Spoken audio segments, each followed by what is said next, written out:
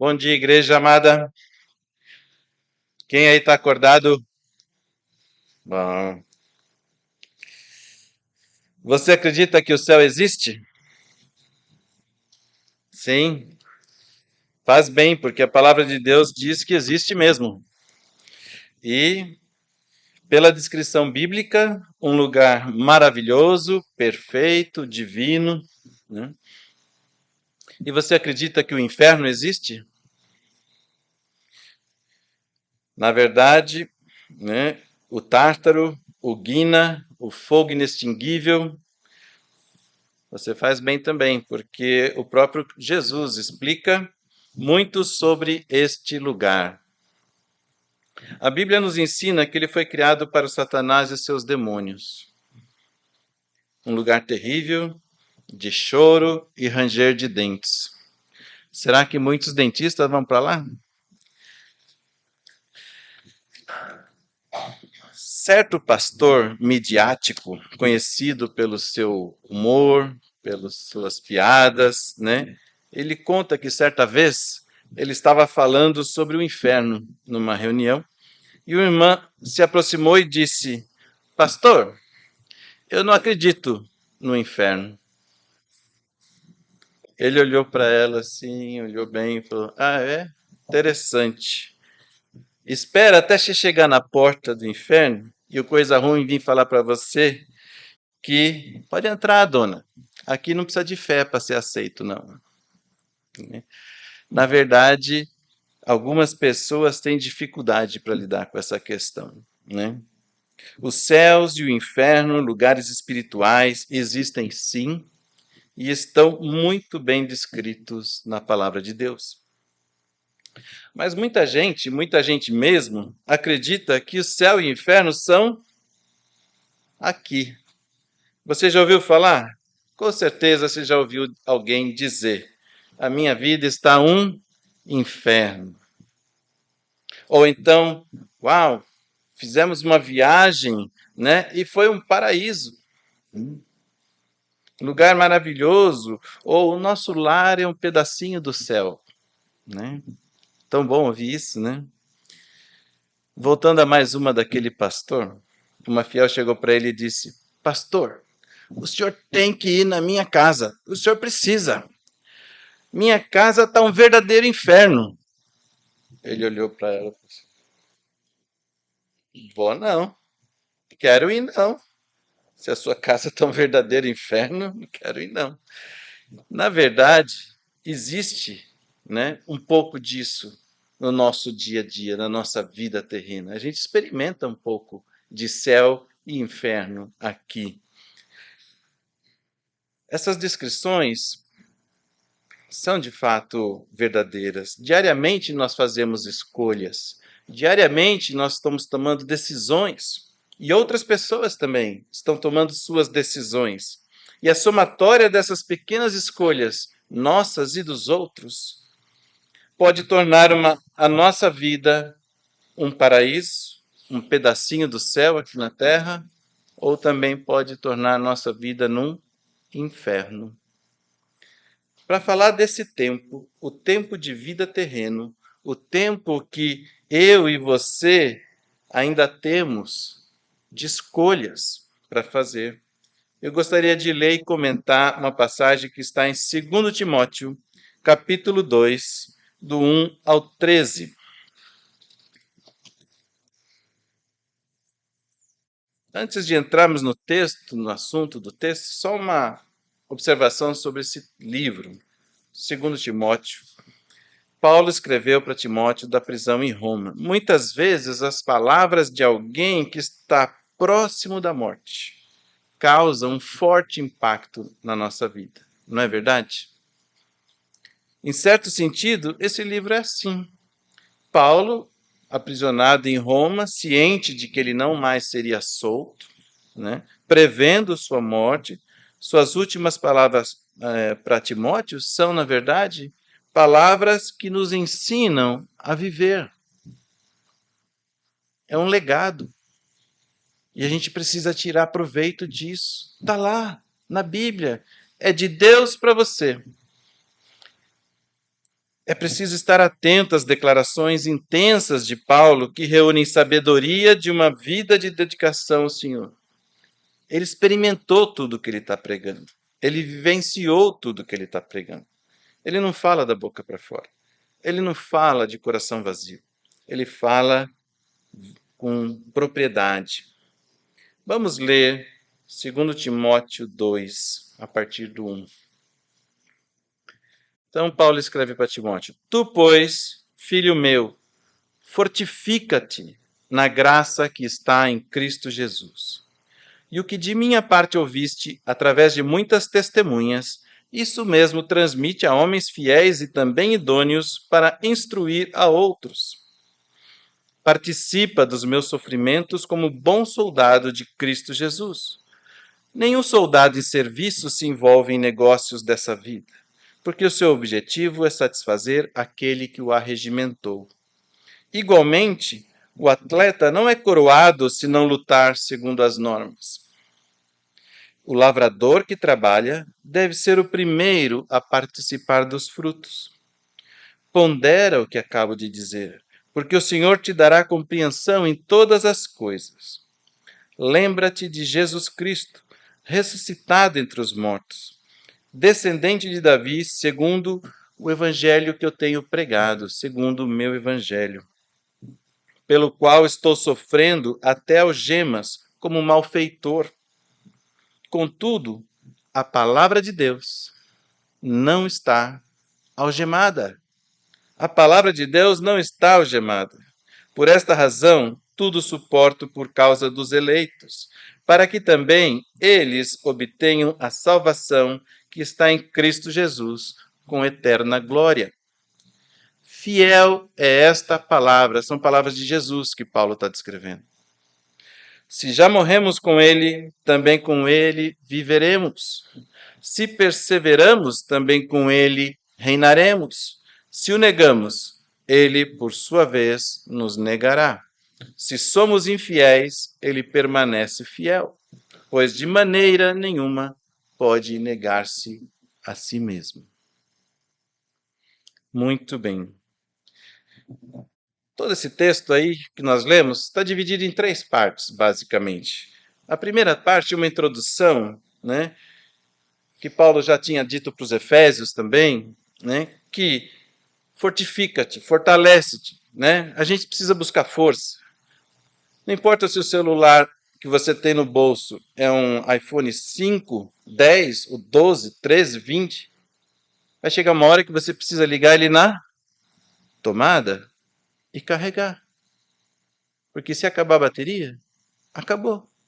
Não é verdade? Então não importa quanta fé você tenha, se você já está salvo e está no reino, se você não busca alimentação e se fortalecer em Cristo, a força está na graça e a graça está em Jesus. Versículo 1, versículo 2. Fortalece-te na graça que está em Cristo Jesus. E ele diz, Paulo, o que você tem ouvido de mim, que eu estou falando para você, eu ouvi de Jesus. Você está ouvindo de mim. Transmite para outros idôneos, que possam transmitir para outros. Transmite para outros. Essa é a corrente de transmissão do Evangelho. 2000 anos depois, eu e você estamos aqui ouvindo e vivendo porque essa corrente funcionou. Foi bem sucedida, tem sido bem sucedida. Esse é o modelo divino de transmissão da verdade, da cura, da bênção. Para você ter céu na terra, você precisa respeitar isso, acreditar nisso. Sem o Evangelho, você jamais terá o céu aqui na terra. Você acredita nisso? A segunda parte, Paulo faz uma analogia com 3 figuras, 3 exemplos, né? O soldado de Jesus, nós somos soldados de Cristo. Atletas de Cristo, nós somos atletas de Jesus. E lavradores ou semeadores do Evangelho, nós somos, né? Soldados, atletas, lavradores. Vamos falar um pouquinho sobre o primeiro exemplo, a primeira comparação. Um soldado em combate, ali no versículo 4, não deve se distrair com o mundo e perder o foco. Porque Jesus nos delegou uma missão. E o céu na terra tem a ver com estar alinhado com os planos de Deus. Se eu e você perdermos o alinhamento com os propósitos divinos, adivinha?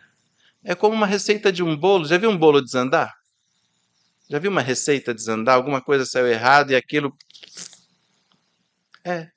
A nossa vida acontece isso? Sim. E se a gente se perde, né, perde os propósitos de Deus na nossa vida, a gente não vai experimentar o céu aqui. Né?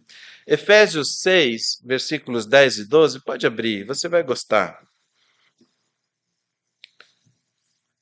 Paulo explica um pouco sobre o cenário dessa batalha. Efésios 6, 10 a 12. Olha o que ele repete aí para os Efésios. Quanto mais sede fortalecido no Senhor e na força do seu poder. A força está na graça, a graça está em Jesus. É o mesmo princípio. Liga na bateria, liga na tomada, vai carregar. Sem carregar, não vai ter força, não vai ter energia, não vai fazer nada. A gente precisa de conexão com o Pai. Oração, leitura da Bíblia, palavra, pregação, união, comunhão, fraternidade, um monte de recursos para carregar a bateria nós temos. Culto de adoração aos domingos. Quanto ao mais, sede fortalecidos no Senhor e na força do seu poder. Revestivos de toda a armadura de Deus para poderdes ficar firmes contra as ciladas do diabo. Não vai andando pelo mundo aí desarmado não, que você vai se dar mal. A nossa luta não é contra o sangue e a carne. Não é contra os vizinhos, não é contra os cobradores de impostos, não é contra o governo, não é contra os militantes da esquerda, da direita. Nossa luta é sim contra os principados e potestades, contra os dominadores deste mundo tenebroso, contra as forças espirituais do mal nas regiões celestes. Se você não conhece contra quem você está lutando, a sua luta é vã. Você está desferindo golpes no ar à toa, gastando energia e não atingindo resultado nenhum. Então, se você não quer que a sua vida se torne um inferno, você precisa compreender tudo isso. Precisa se preparar para a batalha. Use toda a armadura de Deus, aí do versículo 13 até o 18, ele está descrevendo toda a armadura de Deus. Use toda a armadura de Deus. Caso contrário, prepare-se para experimentar algum gosto de enxofre na sua boca. Né? Segundo exemplo, o atleta. Paulo, quando escreve aos Filipenses, ele explica melhor esse assunto, essa questão do atleta. Né? Nós temos uma carreira, nós temos uma corrida, nós estamos, né, no caminho. Jesus disse: eu sou o caminho, não foi isso que ele falou? Se você quer um pedacinho do céu na terra, adivinha? É melhor você não se desviar do caminho. No momento em que você se desvia, se distancia do caminho, cadê seu pedacinho de céu? Você vai começar a saborear o gosto do inferno. Pode acreditar. É assim a vida. É assim a vida terrena. Se você quer um pedacinho do céu na terra, não se desvie do caminho. Nenhum atleta para no meio da corrida e pede para enviarem sua medalha por Sedex. Você já viu isso? Para, senta. O meu prêmio você manda entregar em casa. Não. É preciso correr e correr até o final. Perseverar, continuar, não desistir. Filipenses 3, 12 a 14. Né? Você estava em Efésios, vira uma página aí. Filipenses 3, 12 a 14. Paulo diz: não que eu já tenha recebido ou tenha já obtido a perfeição. Eu ainda não cheguei lá, eu ainda não conquistei, mas prossigo para conquistar. Caminho em direção. Prossigo para conquistar aquilo para o que também fui conquistado por Cristo Jesus. Que estou nessa corrida porque primeiro Jesus deu sua vida por mim. Se Jesus não tivesse dado a vida por nós, nós estaríamos correndo em vão. Como alguém corre da polícia ou de um cachorro bravo, correndo, simplesmente correndo. Não, nós estamos num caminho, porque Jesus deu a vida por nós. Irmãos, quanto a mim, não julgo havê-lo alcançado, mas uma coisa faço.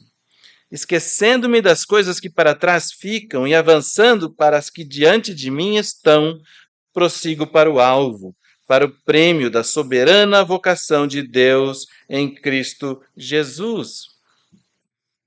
Versículo 5 diz: lutar conforme as normas. O atleta que corre conforme as normas. Quais são as normas da corrida? É isso.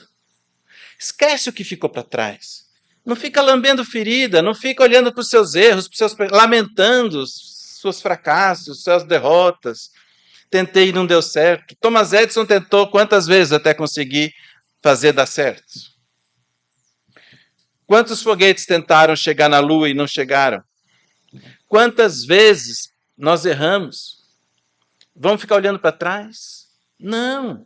Foco, olha para frente, olha para o alvo, para o prêmio da soberana vocação. Você quer um pedacinho do céu na terra ou você quer o céu como um todo, para toda a eternidade? Eu quero o céu como um todo, inteirão, eterno. Eu quero. Você quer? Você tem que saber se você quer ou não quer. É uma decisão sua, porque Jesus mostrou, é uma oferta. Ele ofereceu o perdão para todos, ele ofereceu a salvação para todos. Aceita quem quer, pega quem quer. Eu quero. E diz aqui que se nós mantivermos o foco, prosseguindo para o alvo, nós vamos receber o prêmio da perseverança lá na frente.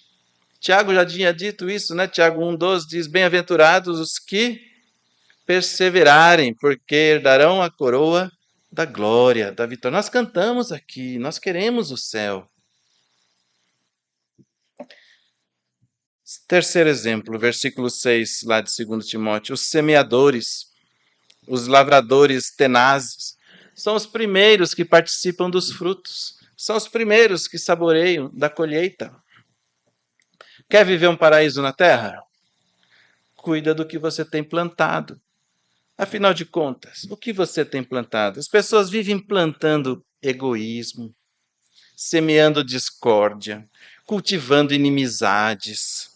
Ainda querem colher paz e amor? Como assim? De que maneira? O calor das chamas está causando desconforto? A fumaça do inferno tem rondado sua vida? Cheirinho de enxofre no quintal? O que você anda plantando? O que você anda semeando? Responda com sinceridade. O que você anda semeando? Gálatas 6, 7 e 10, do 7 ao 10, né? Gálatas 6, do 7 ao 10, tem uma advertência do apóstolo Paulo. É uma advertência, deveria estar escrito com letras vermelhas.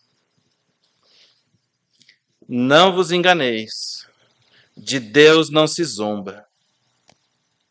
Pois aquilo que o homem semear, isso também ceifará. O que você anda colhendo. Porque o que semeia para a sua própria carne, da carne colherá corrupção. Mas o que semeia para o Espírito, do Espírito colherá vida eterna. E não nos cansemos de fazer o bem, porque a seu tempo ceifaremos. No tempo de Deus colheremos. Confia, semeia, planta o bem, a paz, o amor, o perdão, a alegria, a bondade, a benignidade. Ricardo pregou aqui domingo as escolhas que ele faz de manhã, né? Que escolha você faz? Você acorda de manhã e você quer céu ou inferno para o seu dia? É uma escolha. Escolha. Não nos cansemos de fazer o bem, porque a seu tempo ceifaremos, se não desfalecemos no meio do caminho. Não senta na beira da estrada e espera que alguém venha trazer a medalha. Por isso, enquanto tivermos oportunidade, façamos o bem a todos, principalmente aos da família da fé. Muito bem. De fato, existe céu e inferno após esta vida. E é claro, nós podemos experimentar vislumbres do céu e do inferno. Por aqui também. Pequenos ensaios, aperitivos. Deus nos permite experimentar um pouco de cada, para podermos decidir firmemente para onde queremos ir após esta vida. Você pode argumentar, tá, minhas escolhas. Mas e quando as escolhas dos outros, as más escolhas dos outros, as péssimas escolhas dos outros transformam a minha vida, a nossa vida, no inferno? Lembre-se que Deus criou um universo dentro de você. Um microcosmos protegido e inviolável, o Espírito Santo habitando em nós. Jesus podia dormir em meio a uma tempestade no barquinho. Por quê? Por causa do Espírito Santo. Paulo e Silas cantavam hinos de louvor na prisão. Estavam nus, acorrentados, tinham sido fustigados com varas, estavam ali louvando a Deus. Por quê? Porque o microcosmos do universo celestial, do Espírito Santo habitando dentro deles, permitia isso. Eles não eram afetados pela realidade que estava em volta deles, mas pela visão eterna que eles tinham dentro deles. O eterno. Paulo falou, vocês podem matar o corpo, mas não podem matar a alma. Não podem destruir a minha fé. Vocês podem tirar tudo, menos a fé, a visão que eu tenho do celestial. Estevão, sendo apedrejado até a morte. Atos capítulo 2. Lê comigo. Atos capítulo 2.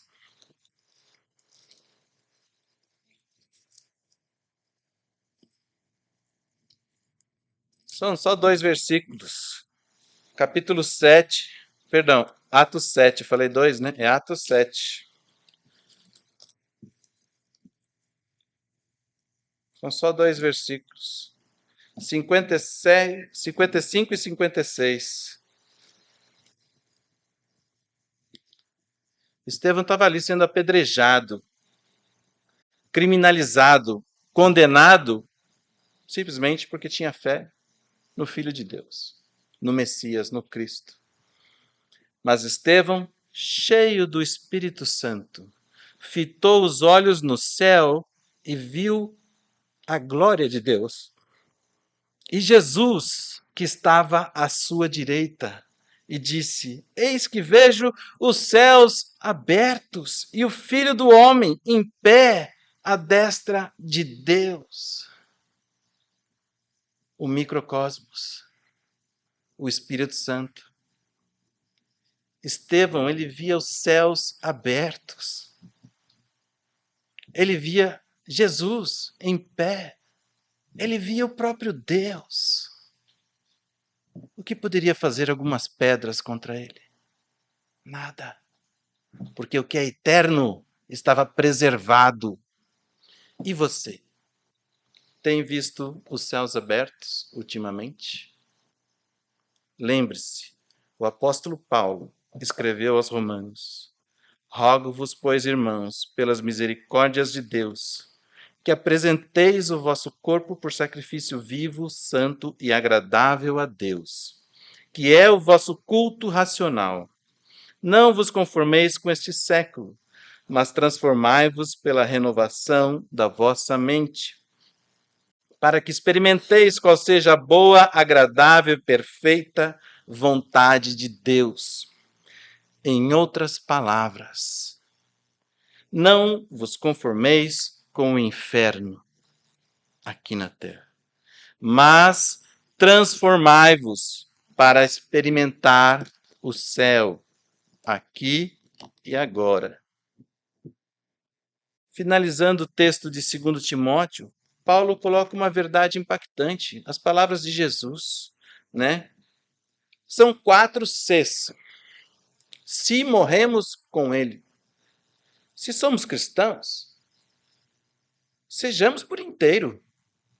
Se somos cristãos, vivamos com Cristo por inteiro. Se perseveramos, nosso céu está garantido.